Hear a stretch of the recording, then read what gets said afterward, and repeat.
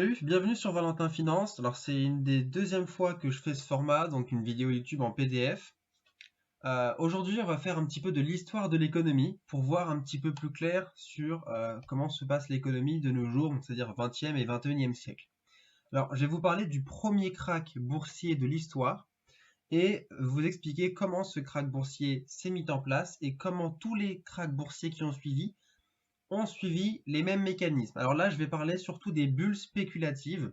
Je ne parle pas des krachs boursiers liés à la macroéconomie ou comme on peut vivre en ce moment avec la crise du coronavirus, où là, c'est parce que toute l'activité humaine est arrêtée. Donc évidemment, si tout est figé, évidemment, l'économie s'effondre.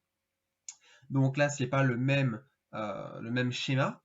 Mais là, on va voir comment se passe la plupart des bulles spéculatives. Alors, le premier krach boursier de l'histoire fut une bulle spéculative sur les bulbes de tulipes, donc sur les tulipes.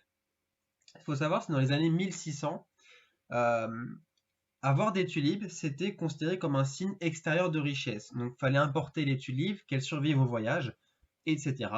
Et les grands seigneurs ou la noblesse possédaient autour de leur château ou autour de leur demeure de vastes étendues de tulipes et ça a été vite assimilé à un signe extérieur de richesse et tout le monde voulait posséder sa tulipe. Donc, de par en tout cas l'image de marque qu'avait la tulipe, c'était symbole de richesse, donc tout le monde voulait s'en procurer. Ce qui s'est passé, c'est qu'il y a eu une demande qui a explosé. Évidemment, on n'est pas à l'heure actuelle où les échanges sont beaucoup plus faciles. Il fallait transporter les tulipes, il fallait qu'elles survivent, etc. Donc c'était très compliqué d'avoir la quantité de tulipes nécessaire. Donc il y a eu des contrats qui ont été signés en disant voilà, je te signe ce contrat, ça veut dire que tu auras 10 tulipes, ce contrat vaut 10 tulipes. Donc ça a été la naissance entre guillemets des contrats à court terme, ce qu'on peut appeler de nos jours un petit peu les futurs. Donc ce sont des outils des produits financiers. Donc la demande fut anticipée. Donc plein de gens ont acheté ce genre de contrat. Et ce qu'on a pu voir, c'est que même un contrat, tellement il y avait de la spéculation dessus, un contrat pouvait changer jusqu'à 10 fois par jour de propriétaire. C'est-à-dire que la personne ne possédait même pas encore les tulipes, elle voulait acheter ces tulipes parce qu'au début c'était un signe de richesse, mais vu que le prix a extrêmement augmenté, plein de gens ont vu un moyen de se faire rapidement de l'argent avec la spéculation, l'acheter bas, le revendre haut rapidement. Donc plein de gens se sont jetés dessus, on a dû créer des contrats à court terme de propriété de tulipes, et ces contrats prenaient tellement rapidement de la valeur qu'ils étaient échangés super vite au sein des personnes. Donc là, la spéculation boursière est née. Évidemment, ça n'a pas duré puisque la valeur entre guillemets de l'action tulipe, c'était pas vraiment des marchés boursiers réglementés comme aujourd'hui, valait jusqu'à 2 fois le prix d'une maison. Donc c'était énorme. Ça valait plus du tout son prix classique. D'ailleurs, après entre guillemets, le krach boursier des tulipes, ils ont dû réglementer le prix des tulipes pour calmer un petit peu les ardeurs des spéculateurs. Donc on peut voir qu'au moment le plus haut de sa valorisation, ce qui s'est passé, pourquoi il y a eu ce krach boursier, pourquoi il y a eu cette bulle spéculative. Donc la bulle spéculative, c'est tout le monde achète, achète, achète. Le produit vaut de plus en plus cher, donc les gens espèrent de faire de plus en plus de gains. Au bout d'un moment, dans l'esprit collectif, tout le monde commence à se dire, ça craint, j'ai acheté une tulipe qui vaut quasiment 2 fois le prix d'une maison. C'est tendu, ça vaut pas du tout ce que j'ai acheté, je vais devoir le vendre rapidement. Sauf que cette prise de conscience collective fait que tout le monde vend en même temps, il y a plus de ventes que d'offres, donc évidemment le prix a drastiquement chuté.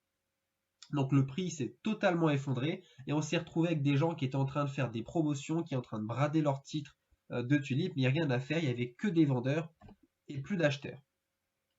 Donc au sommet de cette première bulle spéculative où la valeur réelle de la tulipe était largement surpassée, on a vu que la cupidité l'a emporté sur la raison et ce fut le premier krach boursier de l'histoire. Et tous les suivants se basent sur ce mécanisme, une survalorisation d'un actif, puis explosion de la bulle par prise de conscience collective de cette euphorie, de cette folie. Et Warren Buffett, donc un investisseur qui investit dans la valeur, donc qui ne participe pas à tous ces échanges spéculatifs, arrêtez pas, le répète encore, il faut être craintif quand les gens sont avides et il faut être avide quand ils sont craintifs. pour faire un exemple et illustrer, en ce moment, énormément de personnes sont en train de vendre leurs actions à cause du coronavirus, puisque l'économie et la bourse sont en train de s'effondrer. Eh bien, tout le monde se met de plus en plus à vendre parce qu'il panique. Et eh bien, c'est dans ces moments-là qu'il faut acheter des actions, puisque, à part si l'humanité s'arrête et l'économie entière finit par s'arrêter, etc., euh, la vie va reprendre son cours après. Il y a eu des guerres mondiales, il y a eu des épidémies avant, mais ce qui se passe, c'est durant les périodes compliquées, les gens voient court terme et se mettent à acheter ou vendre sur des prises des décisions irrationnelles. Il faut mettre ça de côté et valoriser ce que vous achetez. Vous regardez ce que vous achetez, que ce soit une ferme, un appartement ou autre, vous regardez sa vraie valeur et en fonction de cette vraie valeur, vous décidez de l'acheter si elle est sous-cotée ou de ne pas l'acheter si c'est trop cher. Énormément de gens se sont rués sur des actions d'aéroports, etc. Quand je regardais ça, j'étais resté à l'écart de ces spéculations, puisque l'action ne faisait que monter et sa vraie valeur, en tout cas, et aussi son rendement n'explosait pas non plus. Durant le krach boursier qu'il y a eu, évidemment, bon, vu qu'il y a eu une crise sanitaire, ça a accentué le truc, mais beaucoup de gens se sont retrouvés à vendre des actions 2 fois moins chères que le prix qu'ils ont acheté. Donc ça, faut faire extrêmement attention à ça. Faut regarder la valeur réelle de ce que vous achetez et non pas le prix. Puisque le prix, c'est ce que vous payez, la valeur, c'est ce que vous obtenez. Ça, c'est encore une citation de Warren Buffett. Je vous conseille d'écouter des interviews. Donc c'est en anglais, mais si vous parlez bien anglais, vous allez avoir de bons conseils.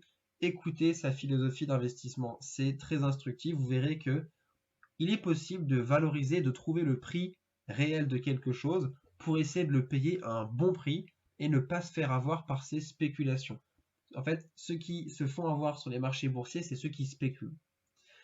Bon, alors, suite à cette petite histoire, si analyser le prix d'une action et savoir comment trouver sa valeur réelle vous intéresse, je vous invite à lire l'article Investir en bourse sur mon site sociétéhyperion.fr, donc le lien est dans la description, et vous allez en savoir plus sur, en tout cas, l'analyse fondamentale et comment ne pas acheter, par exemple, une tulipe 2 fois le prix d'une maison.